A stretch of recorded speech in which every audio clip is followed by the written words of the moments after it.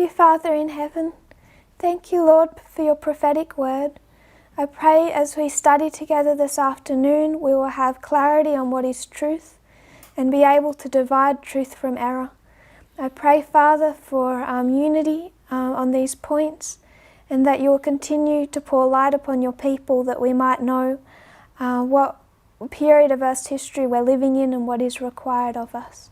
I pray, Lord, for that preparation. In Jesus' name I pray. Amen. So I'm sorry if this morning was a little bit chaotic. What we're trying to do is bring together things that have already been established and laid out in presentations, and pretty much just overlay them, bring them together. I'm particularly trying to hone this in on a particular date, a particular point, as we will see.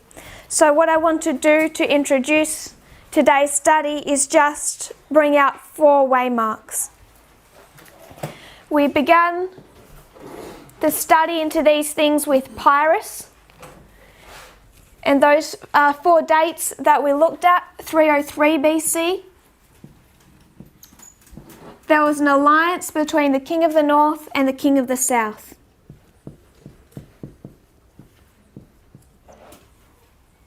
This relationship was designed to aid the King of the North in a particular battle.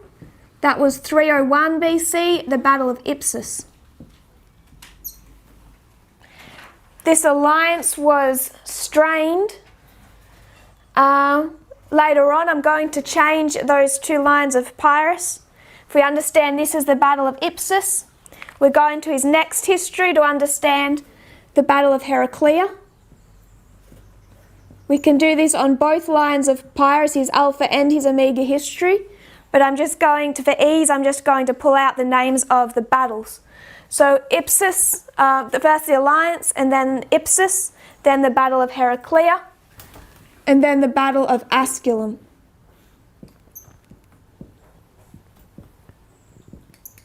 This is the history that we then overlaid over World War II. We understood that Pyrrhus is a type of Stalin. And we brought this into the history of World War II and identified this was August of 1939. And again, this was an alliance between Stalin and Hitler, between Nazi Germany and the Soviet Union, designed to enable Hitler to enter into a war, which was September of 1939, where you have these 3 allies known as the Allied forces face off against this alliance of North, the King of the North, plus the King of the South. Then their relationship goes sour. It's strained, and that was in the month of August of 1940. That breakdown in their relationship, though, is healed for a brief period of time until it's completely severed. The alliance is completely broken in 1941 when Hitler invades the Soviet Union.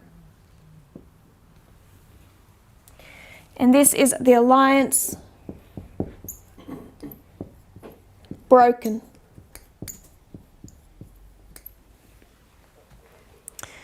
As we looked at this morning, we're looking at the phases of a relationship between the King of the North and the King of the South. Not just pulling out battles, but trying to see the periods in between the battles and what is happening in that time period.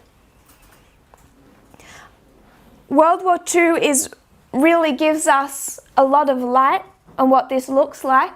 We also considered the fact that all of these battles have the same characteristics. The Battle of Ipsus was won by elephants. Those elephants that Seleucus brought back from the east decided the Battle of Ipsus. Heraclea was the first time that the Roman army saw elephants, and those elephants won the battle for Pyrrhus. Again, the Battle of Asculum Pyrrhus's elephants won the day. And we could go, there's one more battle over here, the Battle of Beneventum.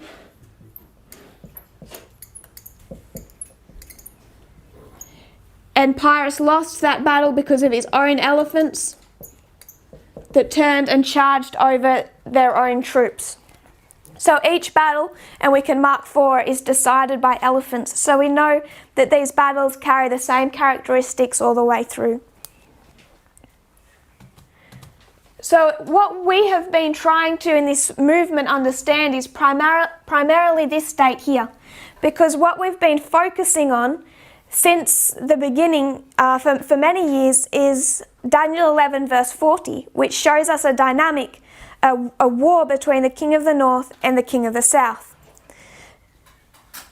And we understand that that war really begins at this date here, with the Battle of Asculum, what we generally call Raphia, from Daniel chapter 11.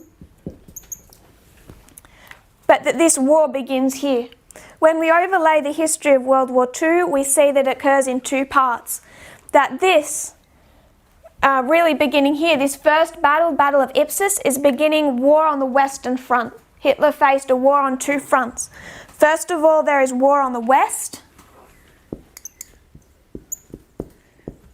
The Western Front of World War II.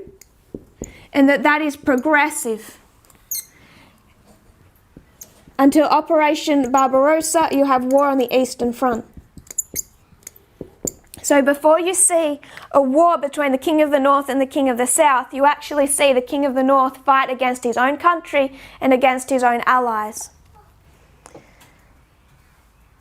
This is the date we've been trying to understand, the Battle of Raphia, because we understand that has implications for close of probation for us as priests. But what Pyrrhus opens up is the history prior to that. If we want to understand what the Battle of Asculum looks like, where do we need to go? We need to understand the Battle of Ipsus and the Battle of Heraclea. They have the same mode of warfare, and they identify what that battle looks like in our time. Heraclea, therefore, is key to understanding Asculum. We can learn that through Ipsus, but it's particularly Heraclea that gives us more information. And when we made application and we overlaid these histories, we understood the alliance occurred around 2014. I will write it higher. And that first battle against the threefold enemy, what did Trump and Putin unite to do? War on the Western Front, 2016 and Donald Trump's election, which gives us our first clue to what this battle looks like. What does August 1940 line up with? 2018. And the alliance broken? This is where we are looking ahead to identify 2019 and the Battle of Raphia. 2 Corinthians 13 teaches us, this is the 3rd time I am coming to you, in the mouth of 2 or 3 witnesses shall every word be established. So if we want to know what Raphia looks like, we have to understand the dynamics of 2016 and 2018.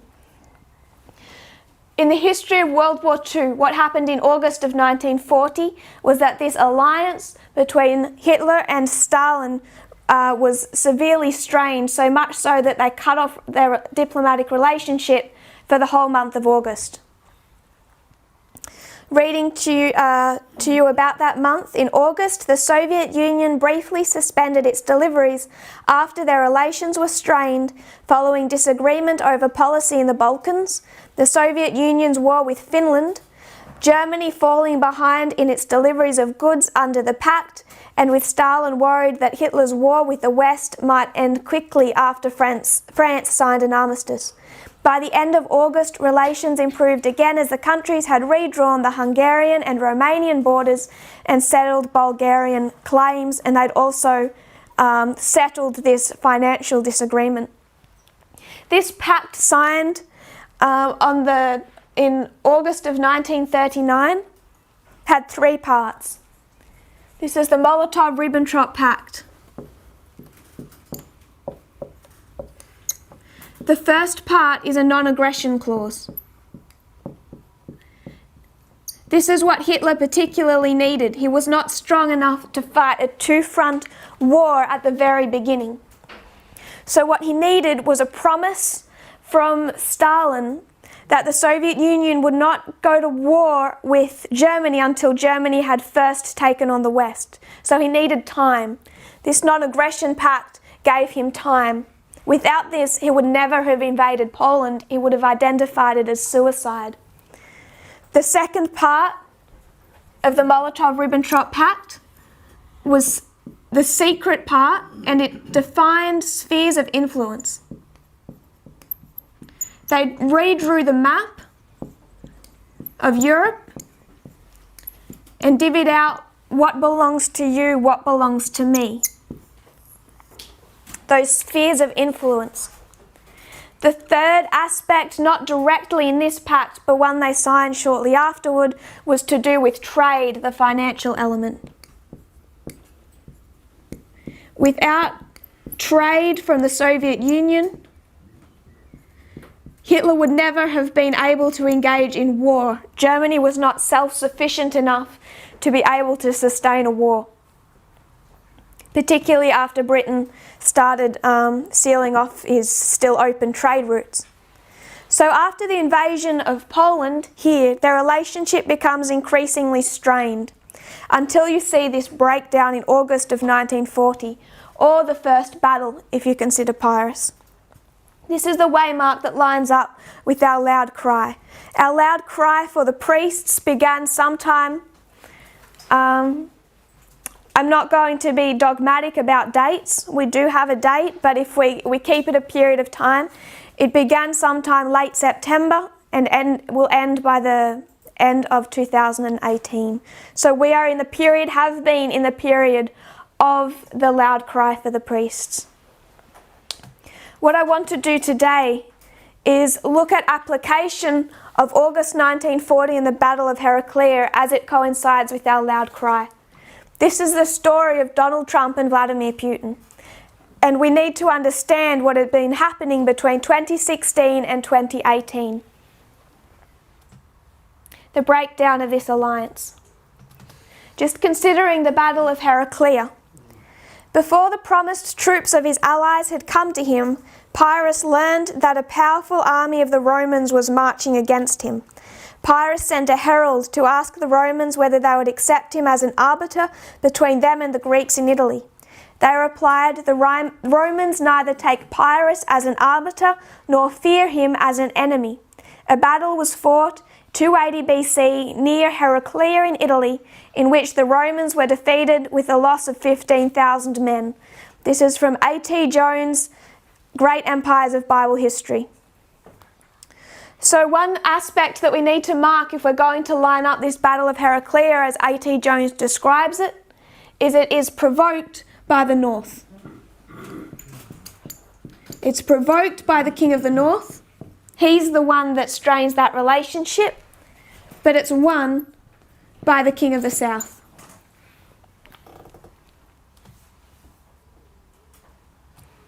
We've already identified the mode of warfare. It's cyber, it's an information war. We particularly see that when we line up 2016.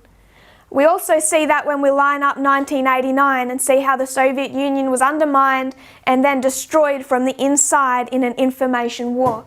If we understand the Cold War in 1989, it helps us understand 2016. So we've already done studies on what that looked like. We understand that the internet was developed around 1969. The World Wide Web was invented in 1989, released in 1991. Right at our time of the end, the World Wide Web comes into being.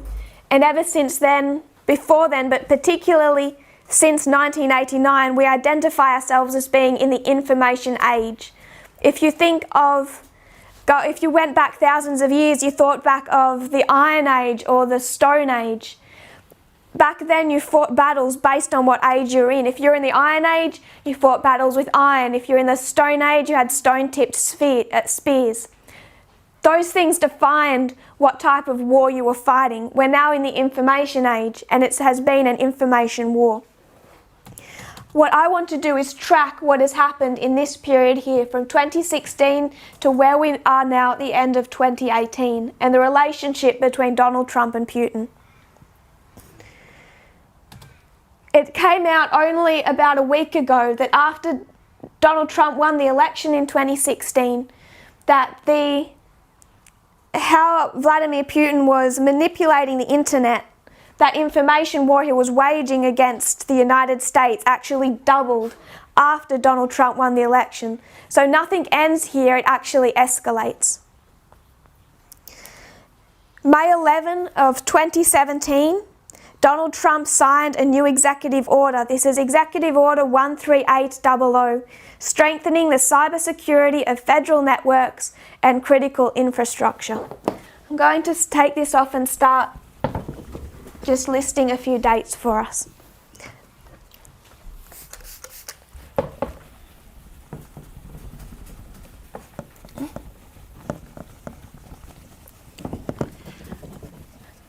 So Donald Trump, despite what he tweets, well knows that he won that election, if not because of Russian interference, I would suggest at least partly due to Russian interference. And he knows how that interference occurred. He knows that what Putin was doing, putting things out onto the internet, manipulating the internet with these messages. There was a presentation done in Arkansas titled, I think it's called Information War, that lays more of those things out. But Donald Trump knows how that came about, that won him the 2016 election. So if he's to secure his own country, he then has to also stop Putin being able to turn that against him. What Putin used to aid him in 2016, Trump has to make sure that Putin cannot use then to harm him. May 11 of 2017, there's a new executive order. This is Order 13800, called Strengthening the Cybersecurity of Federal Networks and Critical Infrastructure. That executive order is going to come up again shortly. I want to skip down now to July of 2018. How is their relationship in July of 2018? Solid. This is when Trump and Putin met at a summit in Helsinki. Prior to meeting with Putin, Donald Trump tore strips off NATO and his other allies. This is where he laid into their allies, particularly NATO. I'm going to read to you a few different quotes. I won't give the references for time, but just descriptions of what happened. A growing number of Republican lawmakers focused on Trump's remarks that both the US and Russia were to blame for the troubled relations between the two countries. Trump responded to a question about whether Russia had any responsibility for that relationship, indicated that the ongoing investigation into the 2016 election was as much to blame as the Russian interference itself. Senator John McCain described the meeting in Helsinki as a tragic mistake. John McCain said, "No prior president has ever abased himself more abjectly before a tyrant." The world watched that meeting and wondered what was going on. Even those that didn't understand the collusion wondered what was going on, that Trump would abase himself to that level. He tore strips off his allies. He said that the United States was as much to blame as Russia. He split from his own intelligence services and said that Russia never interfered in the election. And then he said the idea of giving Vladimir Putin a meeting with Bill Browder was a great idea, that Putin was very generous in making that offer. So if you've watched those programs that were sent out on Bill Browder and how Bill Browder comes into it, that shows that is a significant step. So in July of 2018, this alliance, it's in a, I would suggest, still strong.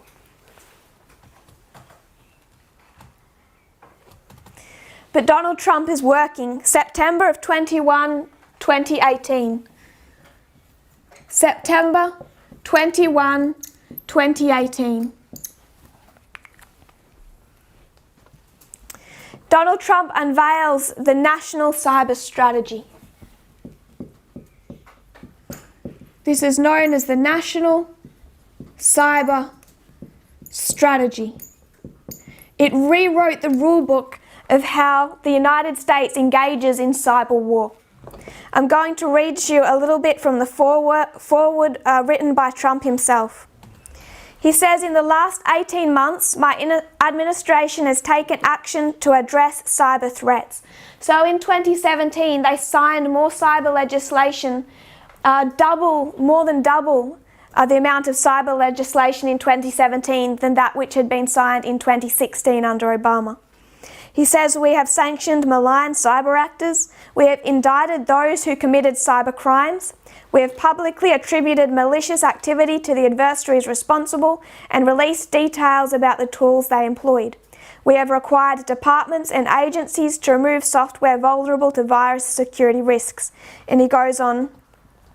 He says, in addition, last year I signed Executive Order 13800, that was on May 11. He said that laid the groundwork for this national cyber security strategy. So it's an executive order that was the groundwork to bring in a new national cyber strategy. He says, this strategy explains how my administration will defend the homeland by protecting networks, systems, functions and data, promote American prosperity by nurturing a secure, thriving digital economy and fostering strong domestic innovation. 3, preserve peace and security by strengthening the ability of the United States, in concert with allies and partners, to deter and, if necessary, punish those who use cyber tools for malicious purposes. And 4, expand American influence abroad to extend the key tenets of an open, interoperable, reliable and secure internet. He says the rise of the internet and the growing centrality of cyberspace to all facets of the modern world corresponded with the rise of the United States as the world's lone superpower. When did the United States rise as the world's lone superpower? 1989 to 1991. Before that, there was 2. And Donald Trump is identifying that the rise of the internet, 1989 to 1991, corresponded with the rise of the United States as the world's only superpower. For the past quarter century, 25 years, the ingenuity of the American people drove the evolution of cyberspace. I'm skipping much of it. He goes on to say, note this, he names 4 actors: Russia, China, Iran, and North Korea all use cyberspace as a means to challenge the United States, its allies and partners, often with a recklessness they would never consider in any other domain. I would switch domain for mode of warfare. These adversaries use cyber tools to undermine our economy and democracy, steal our intellectual property, and sow discord in our democratic processes. What did Donald Trump just admit to? 2016. We are vulnerable to peacetime cyber attacks against critical infrastructure, and the risk is growing that these countries will conduct cyber attacks against the United States during a crisis short of war. These adversaries are continually developing new and more effective cyber weapons. The National Cyber Strategy outlines how we will: 1. Defend the homeland by protecting networks, systems, functions and data. 2. Promote American prosperity by nurturing a secure, thriving digital economy. 3. Preserve peace and security by strengthening the United States' ability in concert with allies and partners to deter. And 4. Expand American influence abroad. The US Department of Defense website announced that day the first new national cyber strategy in 15 years. The United States had not had an updated cyber strategy since 2003.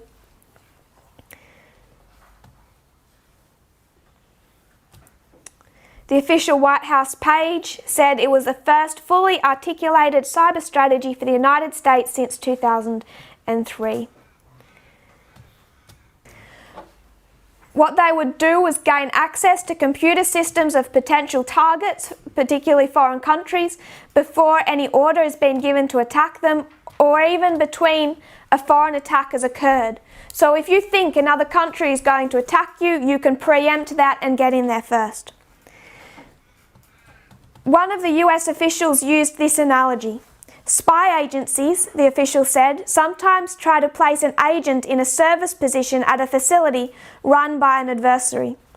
So let's say your enemy has a warehouse, you try and place a spy in that building. That agent's assignment is to learn the access codes, map that facility, conduct wide surveillance of its operations, copy sets of keys, unlock doors.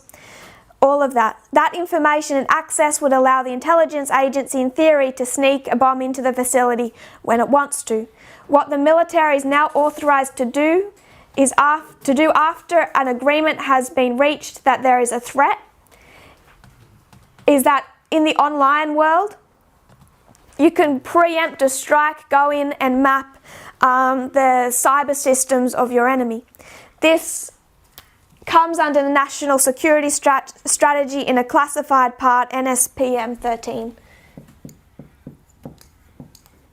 That is still classified. During a press conference on September 20 to roll out the new cyber strategy, Bolton said that, quote, for any nation that's taking cyber activity against the United States, they should expect, and this is part of creating structures of deterrence so that it's publicly known that we will respond offensively as well as defensively. So what is John Bolton saying?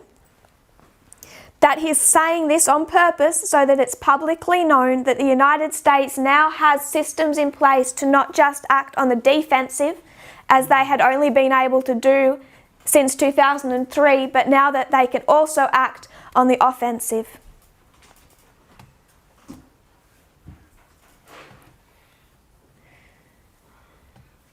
According to sources, this is designed around the idea of concepts of operations, and the main point of this is to plan to act against Russia if Russia attempts to interfere again with the United States. And who was the first power that Donald Trump named? Russia.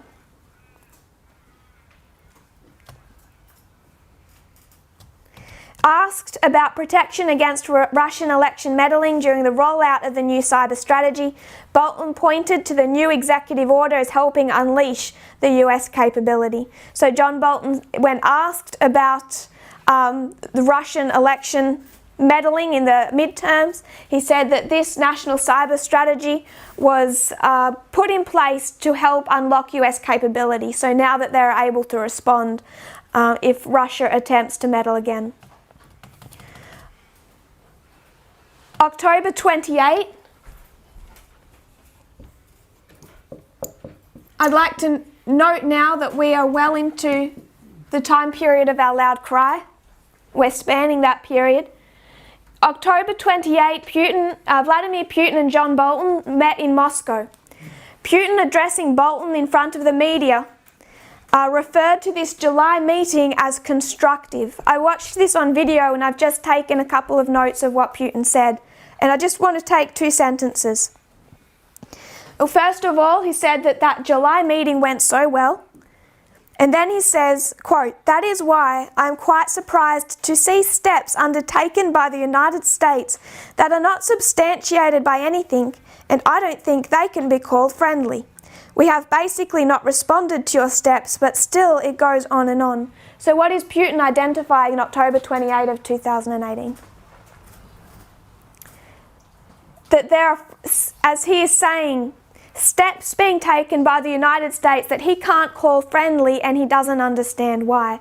This is the antagonism of the King of the North. And their relationship begins to sour. October 31, just a few days later, John Bolton is speaking in an interview, and he said, remember what we said under the National Cyber Strategy, that they can preempt a strike and go in and map the computer networks of a foreign country. John Bolton said on October 31 that the US was, quote, right now undertaking offensive cyber operations to safeguard the election. So what he's saying on October 31 is that they're already on the offensive against Russia.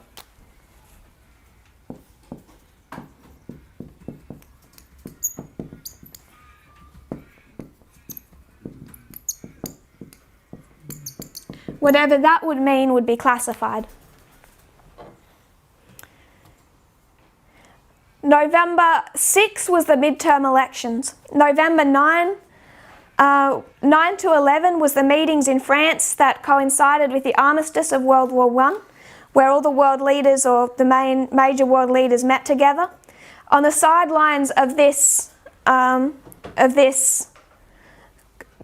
meeting, in honour of that armistice, Donald Trump and Vladimir Putin were to meet. Trump cancelled those meetings. He refused to meet with Vladimir Putin. November 16, Donald Trump creates a new agency within the NSA. He creates the Cybersecurity and Infrastructure Security Agency within the Department of Homeland Security. So now they have a cybersecurity agency.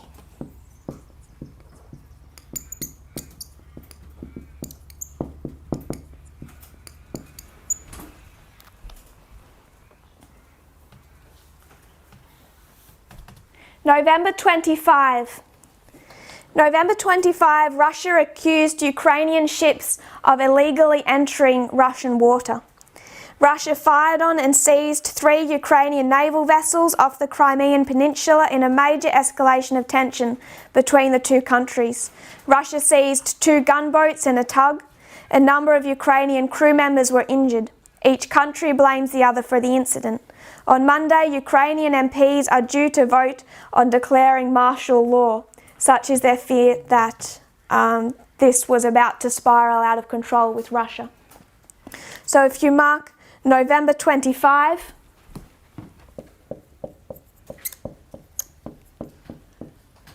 Ukraine. November 29. Donald Trump and Vladimir Putin were heading to the G20 summit and they were due to meet. Donald Trump abruptly cancelled his meeting with Russian President Vladimir Putin 2 days before they were scheduled to sit down on the sidelines of the G20 summit. Trump, in an interview, said that there was never a better time to meet with Putin, said the meeting was going ahead. Approximately 1 hour later, he was on board Air Force One and he tweeted out that the meeting was cancelled. The Russian delegation found out that the meeting was cancelled via Twitter. The reason that Donald Trump said he was cancelling his meeting with Putin was because of this incident with Ukraine. Trump says, based on the fact that the ships and sailors have not been returned to Ukraine from Russia, I have decided it would be best for all parties concerned to cancel my previously scheduled meeting in Argentina with President Putin. I look forward to a meaningful summit again as soon as this situation is resolved, Trump tweeted on the way to the summit. Trump's cancellation marked a dramatic change in tone. In the past, he has repeatedly stressed his desire for a warm relationship with Putin. When the two leaders met in Helsinki in July, Trump refused to criticize Putin and drew fire at home. His announcement appeared to catch Moscow by surprise, with Russian officials getting their first news of it from the media. Kremlin spokesman Dmitry Peskov told RIA news agency that the Kremlin regretted Trump's decision and said Russia is ready for contact with him. So it took them by surprise. And you can't also ignore during this time the pressure that Trump is under because of the Russia investigation. If we also consider the year that Trump has had,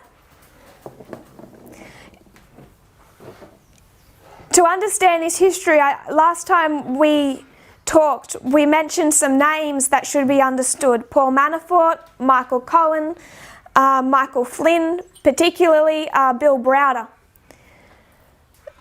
And we still have those, we have some documentaries on those things that can quickly catch us up to speed on those names. But what has been happening since the 2016 election is also the war on the Western Front, and this does come into play. This is also the pressure that's on Trump. So we can't cover that history in an hour, not in the couple of minutes I want to, but I'm just going to mention a couple of things that have happened. This is an article from the New York Times discussing Trump's impeachment. They say whether or not there's already enough evidence to impeach Mr. Trump, we will learn what the special counsel and Robert Mueller has found, even if his investigation is cut short. During those midterm elections, a significant number of Republican candidates no longer wanted to run with Donald Trump.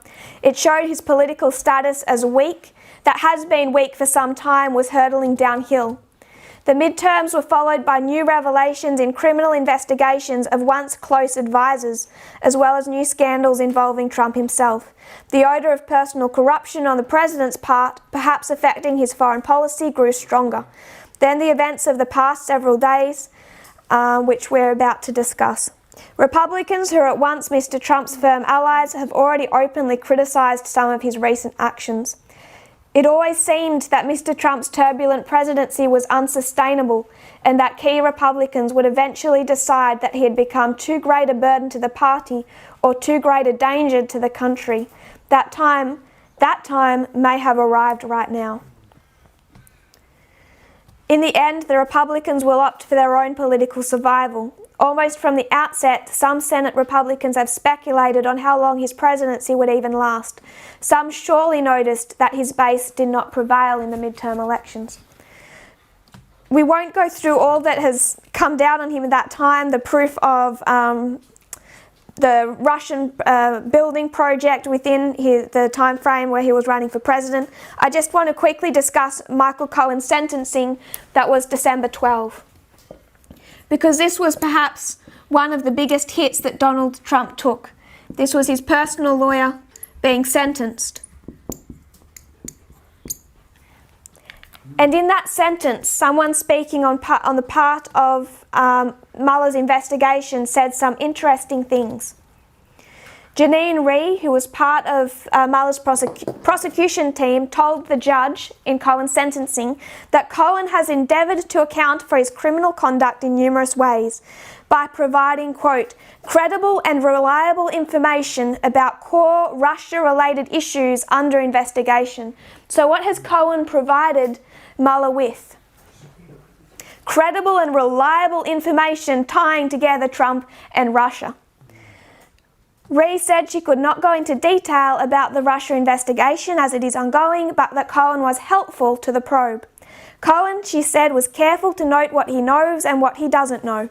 Mr. Cohen has sought to tell us the truth, and that is of utmost value to us.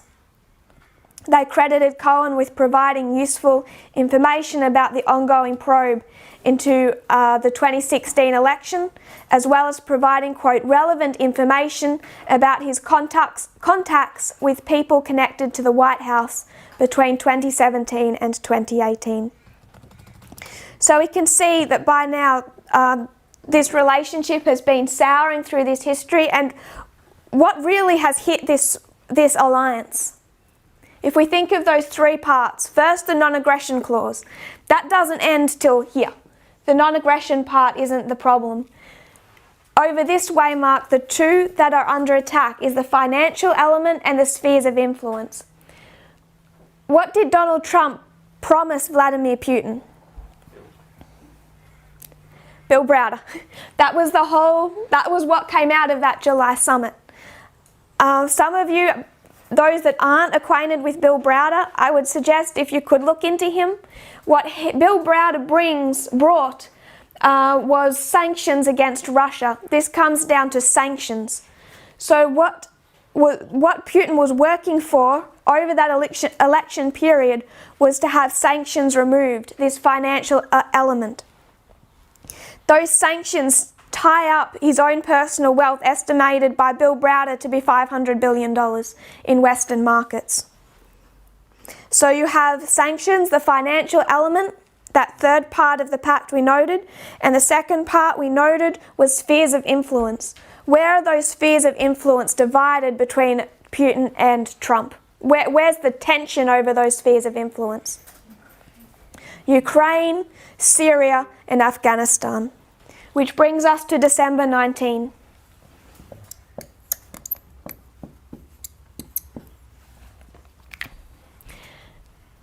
On December 19, about 10 days ago, Trump ordered the full withdrawal of American troops from Syria, taking his own White House staff by complete surprise. Just before Mr. Trump pronounced them defeated, ISIS took out an attack in Raqqa. It is believed that the fugitive leader of the ISIS Caliphate, Abu Bakr al-Baghdadi, is still at large and is believed to be hiding in a remote area near the Iraq-Syria border. The UN warned in August that the group may still have up to 30,000 fighters in Iraq and Syria. Is ISIS defeated? 30,000 troops and the head is still alive. ISIS is not defeated.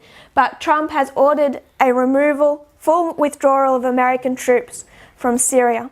That same day, December 19, Trump ordered the withdrawal of half of US troops stationed in Afghanistan. So if we consider part 2, spheres of influence,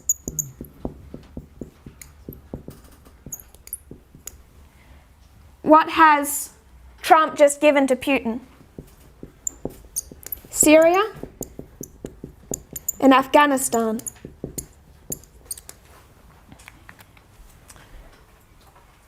President Trump made the decision to pull the troops out of Afghanistan. At the same time, he decided to pull American forces out of Syria.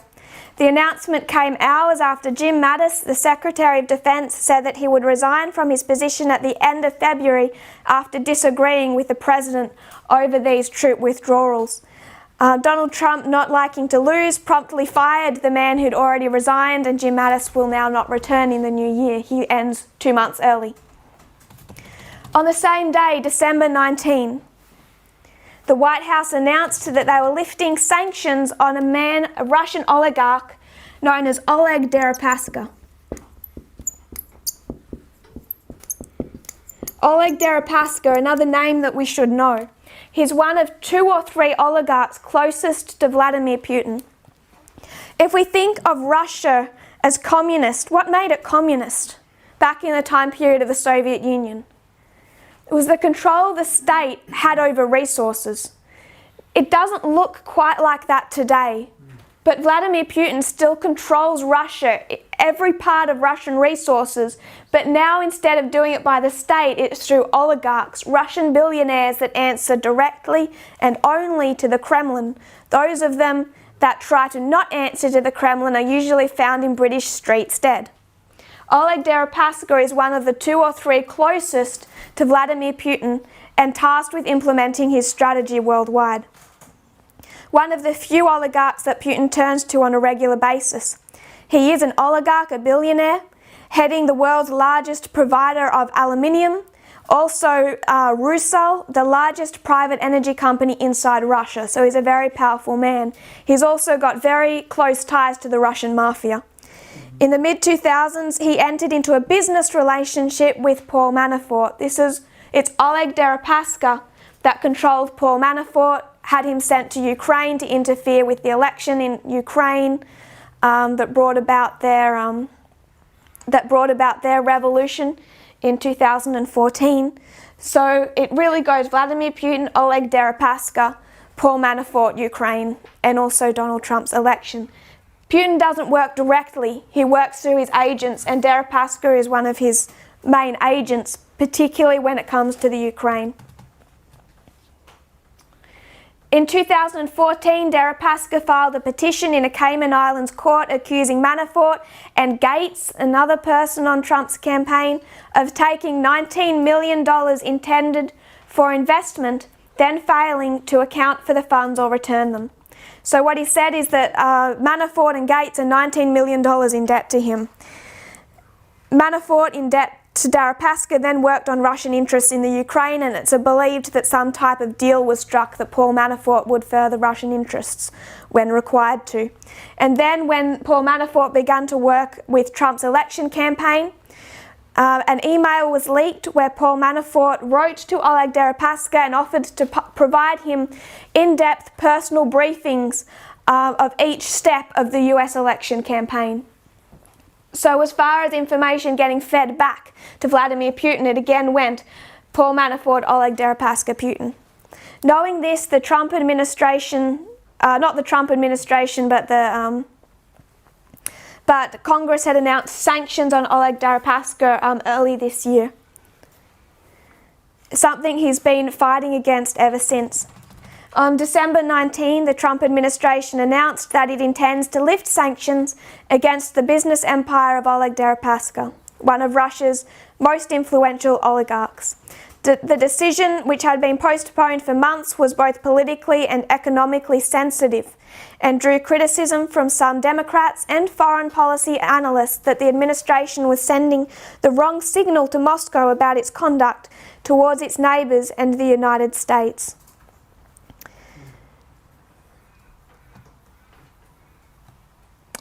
It was in April that Derapaska, 6 other oligarchs and 17 senior government officials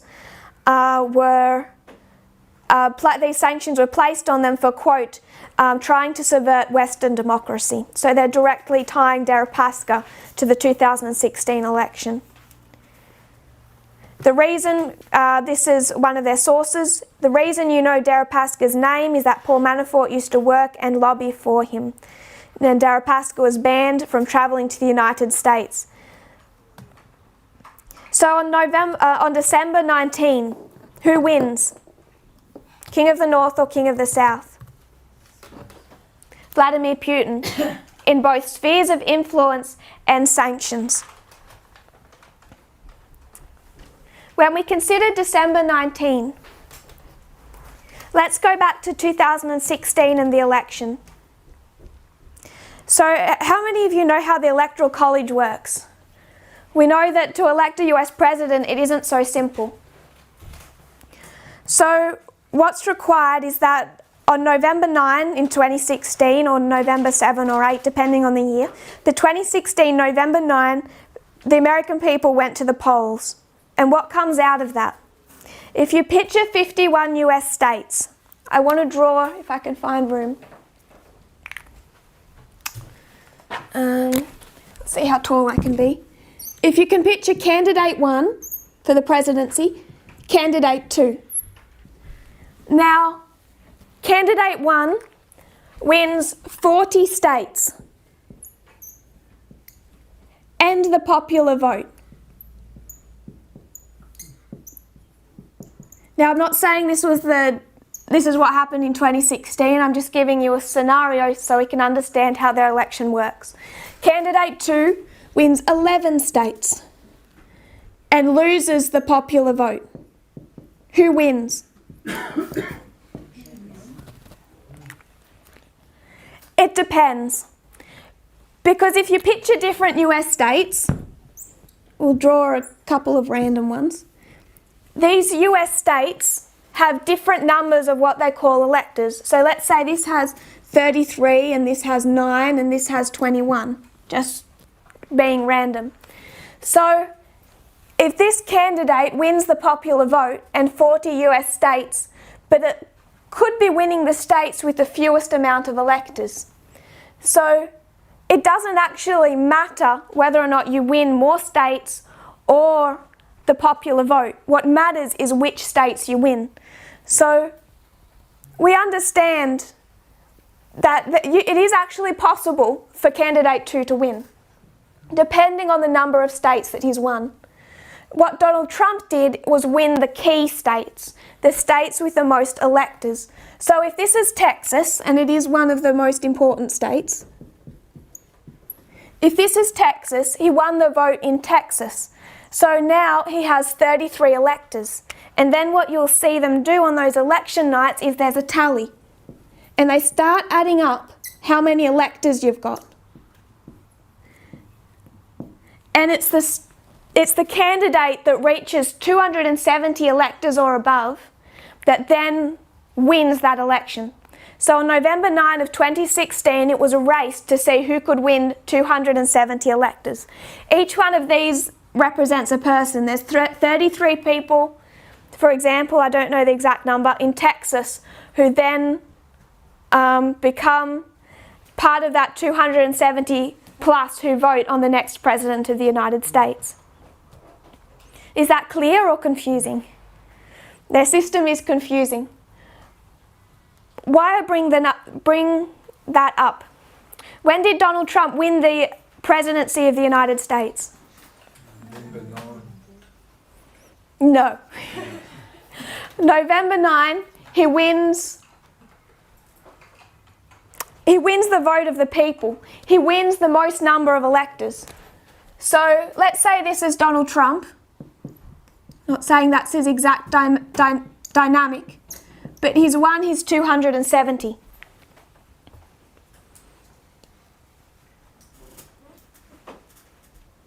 Actually, that might be the electors that need to vote for him. I think I'm close. But he needs 270 electors to vote for him in a later election. So there's two steps to an election process in the United States. The first time all the people come together, and then it's the candidate that has the most electors at the end of that process that has won. But then those electors need to come together and vote on who becomes the next President of the United States. So it is again possible, let's give another dynamic, it's possible for candidate 2 to win the most number of electors, and then for those electors to come together and vote and decide, no, we want candidate number 1. So this November 9 election, he's won the most number of electors, but he isn't secure of the presidency. And it's never been known in history, as far as I'm aware, for the electors to vote against their states. In some states it's actually illegal, they have to vote with their states. But it would have been possible for those electors to come together and vote in Hillary Clinton. So when did Donald Trump win the presidency of the United States? If we make this 2016, there was 2 elections. The first one was November 9, and this was the people. Out of that, he won the most electors, even though he lost the popular vote. The second election is December 19. And this is the electors. This is when he really wins the presidency. After that, it's set in stone. So in 2016, it gives you 2 dates, 2 elections, 2 steps to winning the presidency of the United States. On December 19, quoting from the New York Times, the Electoral College has affirmed Donald Trump as the nation's 45th president, pushing him past the 270 vote threshold for election. So if we consider December 19, as we discussed this morning, we're looking at a period of war. It happens progressively. But if we're going to mark a day, we know this date here is November 9.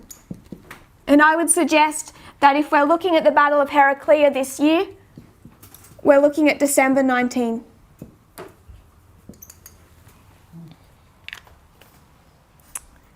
December 20, Vladimir Putin held his annual news conference. Once a year, he meets with the media, this time for 4 hours, their extended affairs. He chose December 20 to meet with the media as it was the anniversary of the founding of Lenin's secret police, the Cheka, on December 20 of 1917. It's nice that he's given,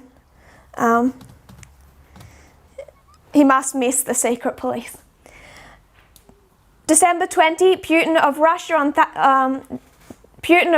in this 4-hour conference hailed the decision by President Trump to withdraw the United States forces from Syria, calling it correct, because American troops were not needed in Syria. His response came during his annual news conference, the marathon 4-hour affair, during which he suggested several times that Mr. Trump was being thwarted by those who did not accept his victory as president. Mr. Putin reiterated the Kremlin position that American forces have no legal right to be in Syria, in that they were neither invited by Damascus, as the Russian forces were, nor authorized by the United Nations Security Council. The American decision to withdraw represents at least a tactical victory for Putin, who intervened in Syria in 2015 with a primary goal of re-establishing Russia as a power to be reckoned with in the Middle East. For now, it is really good news for Putin, said Konstantin Egert, a political commentator on the independent Russian TV station, a word I can't pronounce. Putin's main goal from day one of his intervention was to establish himself as the global authority to prevent US regime change. In this, he has succeeded. For now, however, Mr. Putin savoured the moment, using the news conference to hit on a favourite theme, that Russia is a pocket of stability compared with the disintegrating West. He said the Anglo-Saxon world was undergoing tectonic shifts with both the election of Mr. Trump and the vote by Britons to leave the EU. He says, quoting Putin, "Trump has won, which is an obvious fact, but not everyone is willing to accept this victory. They have been doing their utmost to delegitimise their president." He says Britain was facing similar problems with the Brexit referendum. He said, quote, "No one recognises the results and the democratic procedures have been unravelling." Does he care about the democratic procedures? Russia has been accused of manipulating both the 2016 American election and the Brexit referendum through social media. This is where we talk about aggregate IQ and Cambridge Analytica, and possibly through illicit campaign cash. But Mr. Putin made the statements without any apparent irony, nor did he refer to the accusations. So, who wins out of this engagement? The King of the South.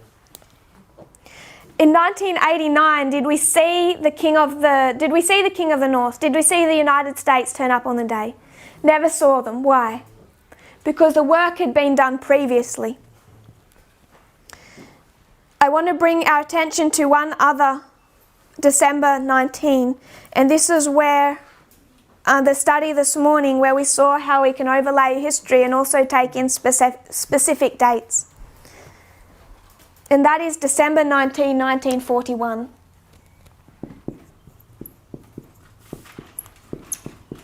Since Trump was elected in 2016, there have been key people, particularly mainly US generals, in the White House holding him back. In whatever way they do that, whether it's persuasion, whether that's hiding his documents so he can't sign them, there's been people restraining Donald Trump. Pretty much the last man standing was Jim Mattis.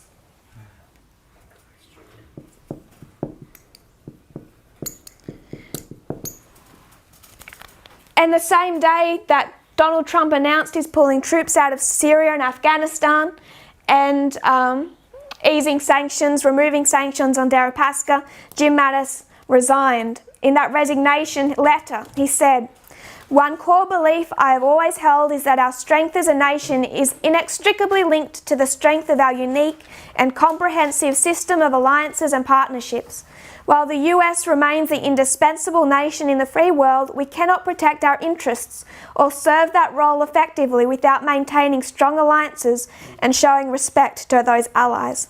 Faced with a president who made enemies of our allies and allies of our enemies, no one has arguably been happier with the Trump presidency than Russian President Vladimir Putin." Mattis decided to walk away. Sorry, that last little bit was not a quote.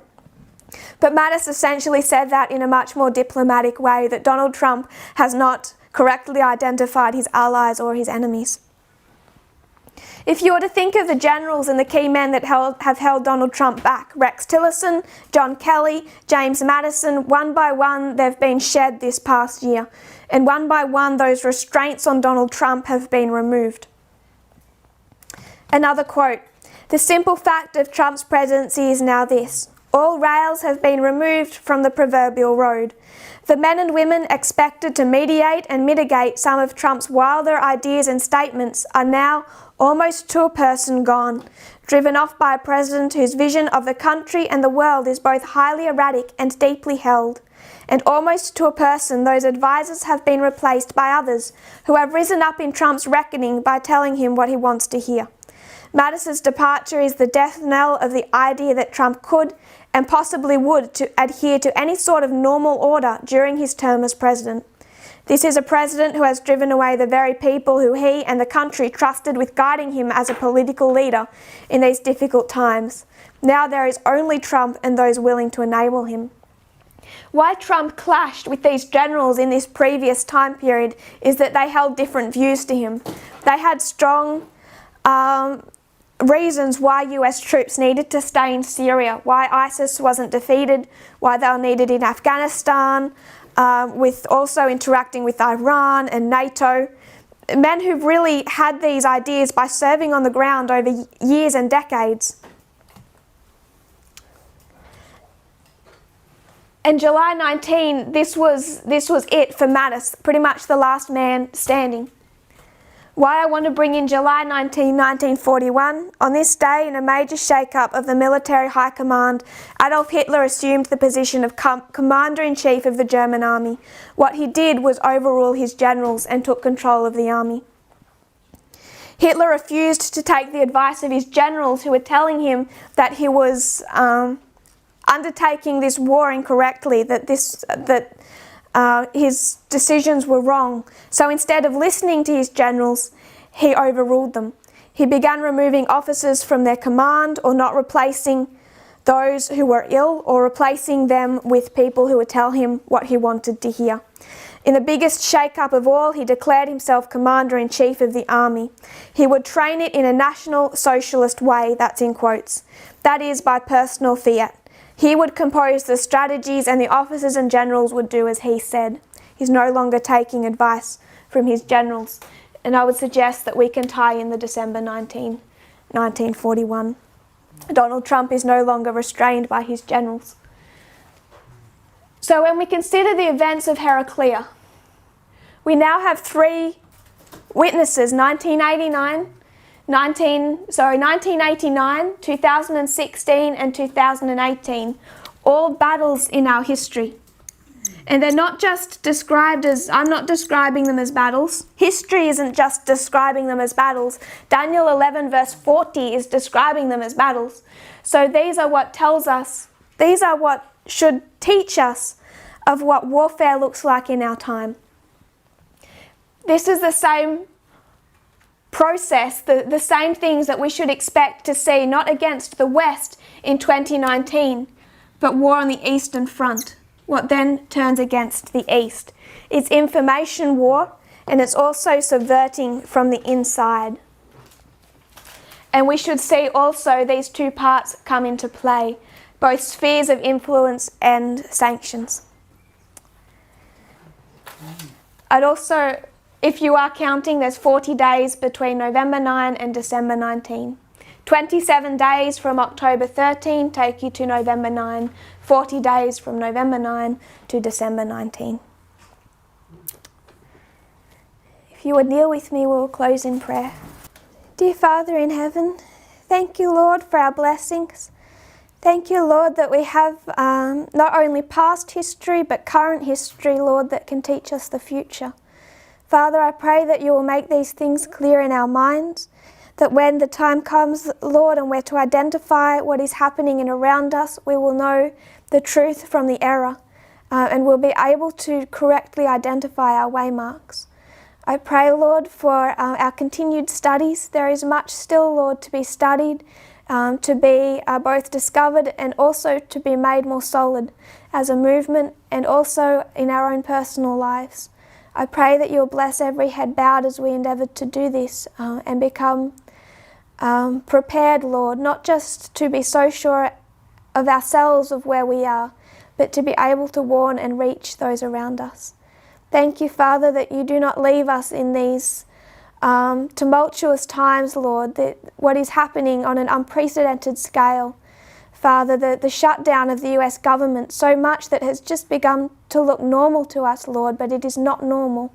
Thank you that you do not leave us wondering what is going on, Father, but you make it clear that we can understand not only what is going on, but that it's also prophetic, Father, and where it is leading. I pray that you will bless the remaining Sabbath hours and our times we fellowship and discuss. In Jesus' name I pray. Amen.